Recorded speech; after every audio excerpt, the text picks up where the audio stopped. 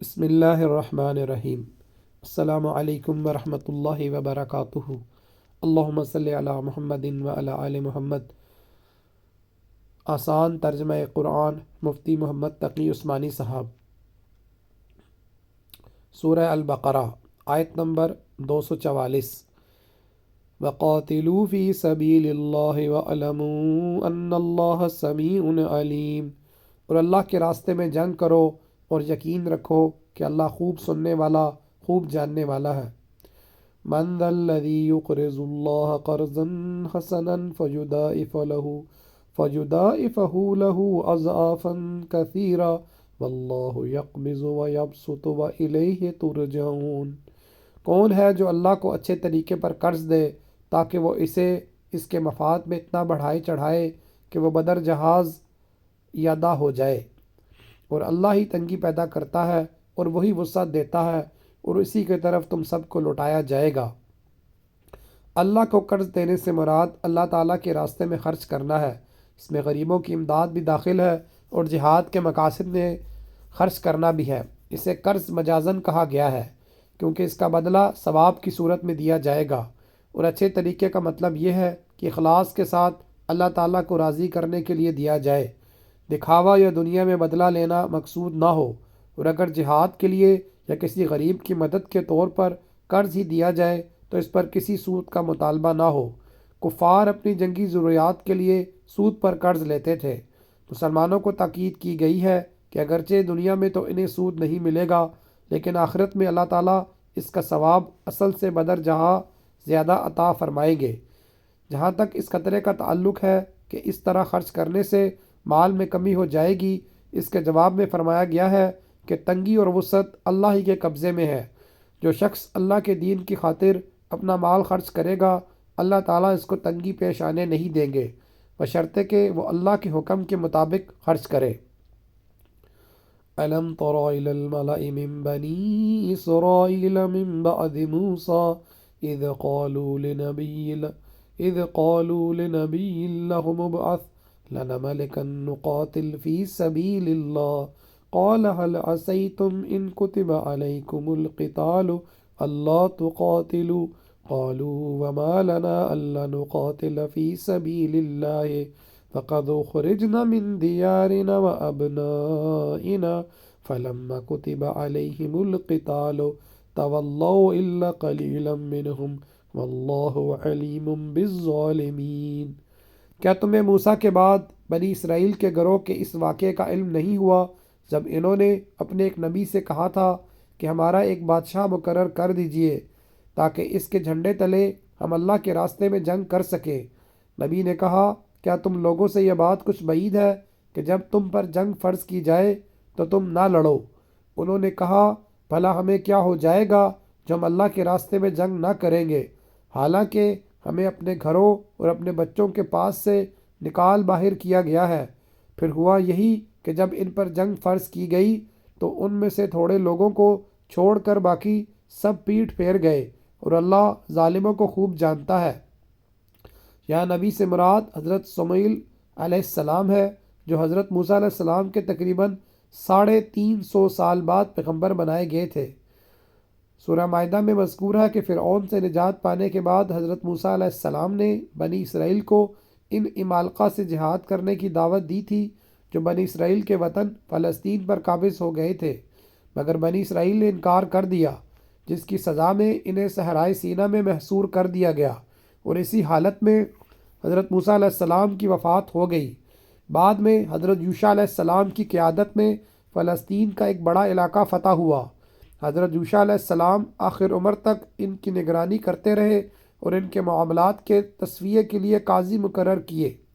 تقریباً 300 سال تک نظام اسی طرح چلتا رہا کہ بنی اسرائیل کا کوئی بادشاہ یا حکمران نہیں، بلکہ قبیلوں کے سردار حضرت یوشع علیہ السلام کے مقرر کیے ہوئے نظام کے تحت قاضی ہوا کرتے تھے، اس لیے اس دور کو قاضیوں کا زمانہ کہا جاتا تھا۔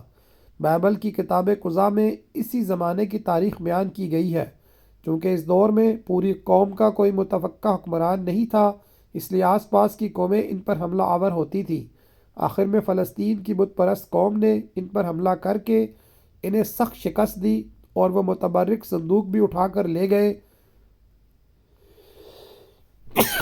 الحمدللہ، جس میں حضرت موسیٰ اور حضرت ہارون علیہ السلام کی کچھ یادگاریں، تورات کا نسخہ اور آسمانی غذا، من کا مرتبان محفوظ تھا، اور جسے بنی اسرائیل تبرک کے لیے جنگوں کے موقع پر آگے رکھا کرتے تھے۔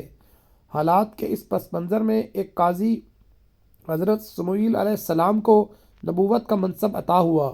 ان کے دور میں بھی فلسطینیوں کا ظلم و ستم جاری رہا، تو بنی اسرائیل نے ان سے درخواست کی کہ ان پر کوئی بادشاہ مقرر کر دیا جائے۔ اس کے نتیجے میں طالوت کو بادشاہ بنایا گیا، جس کا واقعہ یہاں سے مذکور ہے۔ بائبل میں 2 کتابیں حضرت سموئیل علیہ السلام کی طرف منسوب ہیں۔ ان میں سے پہلی کتاب میں بنی اسرائیل کی طرف سے بادشاہ مقرر کرنے کی فرمائش بھی ذکر کی گئی ہے، مگر بادشاہ کا نام طالوت کے بجائے ساؤل مذکور ہے۔ نیز بعض تفصیلات میں فرق بھی ہے۔ وقال لهم نبيهم إن الله قد بعث لكم طالوت ملكا قالوا أن يكون له الملك علينا ونحن أحق بالملك منه ولم يؤت سعة من المال قال إن الله اصطفاه عليكم وزاده بسطة في العلم والجسم والله يؤتي ملكه من يشاء والله واسع عليم۔ اور ان کے نبی نے ان سے کہا کہ اللہ نے تمہارے لیے طالوت کو بادشاہ بنا کر بھیجا ہے۔ کہنے لگے، بھلا اس کو ہم پر بادشاہت کرنے کا حق کہاں سے آ گیا؟ ہم اس کے مقابلے میں بادشاہت کے زیادہ مستحق ہے، اور اس کو تو مالی وسعت بھی حاصل نہیں۔ نبی نے کہا، اللہ نے ان کو تم پر فضیلت دے کر چنا ہے، اور انہیں علم اور جسم میں تم سے زیادہ وسعت عطا کی ہے، اور اللہ اپنا ملک جس کو چاہتا ہے دیتا ہے، اور اللہ بڑی وسعت اور بڑا علم رکھنے والا ہے۔ وقال لهم نبيهم إن آيات ملكه أن يأتيكم التابوت فيه سكينة من ربكم وبقية مما ترك آل موسى وآل هارون تحمله الملائكة إن في ذلك لآيات لكم إن كنتم مؤمنين۔ اور ان سے ان کے نبی نے یہ بھی کہا کہ طالوت کی بادشاہت کی علامت یہ ہے کہ تمہارے پاس وہ صندوق واپس آ جائے گا جس میں تمہارے پروردگار کی طرف سے سکینت کا سامان ہے، اور موسیٰ اور ہارون نے جو اشیاء چھوڑی تھی ان میں سے کچھ باقی ماندہ چیزیں ہیں، اس سے فرشتے اٹھائے ہوئے لائیں گے، اور اگر تم مومن ہو تو تمہارے لیے اس میں بڑی نشانی ہے۔ جب بنی اسرائیل نے طالوت کو بادشاہ ماننے سے انکار کیا اور ان کے بادشاہ مقرر ہونے پر کوئی نشانی طلب کی، تو اللہ تعالیٰ نے حضرت سموئیل علیہ السلام سے کہلوایا کہ ان کے من جانب اللہ ہونے کی نشانی یہ ہوگی کہ اشدودی قوم کے لوگ جو متبرک صندوق اٹھا کر لے گئے تھے، ان کے زمانے میں اللہ کے فرشتے و صندوق تمہارے پاس اٹھا کر لے آئیں گے۔ اسرائیلی روایات کے مطابق اللہ کا کرنا ایسا ہوا کہ اشدودیوں نے وہ صندوق ایک مندر میں لے جا کر رکھا، مگر اس کے بعد وہ طرح طرح کی مصیبتوں سے دوچار ہونا شروع ہو گئے۔ کبھی ان کے بت اوندے پڑے ہوئے ملتے، کبھی گلٹیوں کی وبا پھیل جاتی، کبھی چوہوں کی کثرت پریشان کرتی۔ آخرکار ان کے نجومیوں نے انہیں یہ مشورہ دیا کہ یہ ساری آفتیں اس صندوق کی وجہ سے ہیں۔ چنانچہ انہوں نے وہ صندوق بیل گاڑیوں پر رکھ کر انہیں شہر سے باہر ہنکا دیا۔ بائبل میں فرشتوں کے صندوق لانے کا ذکر نہیں ہے، مگر قرآن کریم نے صاف کہا ہے کہ اسے فرشتے لے کر آئیں گے۔